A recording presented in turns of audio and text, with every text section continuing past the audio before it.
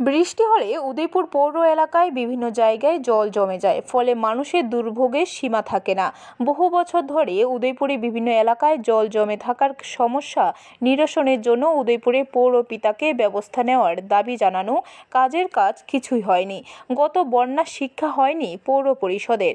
গত দুদিন সারা রাজ্যের সঙ্গে উদয়পুর ও প্রচণ্ড বৃষ্টির ফলে বিভিন্ন জায়গায় জল জমে যায়, দেখার মতো কেউ ছিল না। মানুষের ভোগান্তি শেষ ছিল না। অবশেষে রবিবার উদয়পুরে পৌর পরিষদের পৌরপিতা শীতলচন্দ্র মজুমদার গাড়ি নিয়ে বের হলেন বৃষ্টির ফলে জমে যাওয়ার জল কী অবস্থায় আছে তা দেখার জন্য।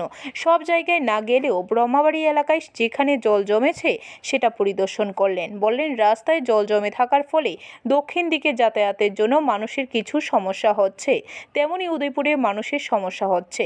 প্রয়োজনীয় ব্যবস্থা নেওয়া আশ্বাস দিতে পারেননি। জল জমে থাকার ফলে মানুষের যে কষ্ট হচ্ছে সেটা তিনি স্বীকারও করেছেন।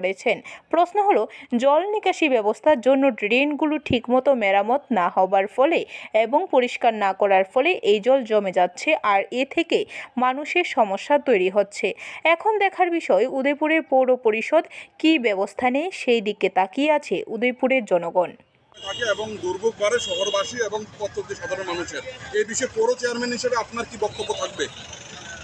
বৃষ্টি হলে জল কিছু বাড়বে, এটা স্বাভাবিক। ড্রেনেজ সিস্টেম যে যা ছিল এই দিক দিয়ে যেটা তাদের দোকান থাকাতে তাদের দোকানের সামনে দোকান দিয়ে জল ঢুকে যায়, এই কারণে তারা একটু উঁচু করেছে।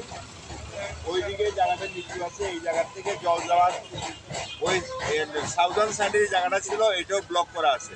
এটা ওইখানে আগে জল যেত না, এই দিক দিয়েই যেত, কিন্তু হঠাৎ এটা ব্লক হওয়াতে এটা জলটা এনে স্ট্যাগনেন্ট অবস্থায় আছে।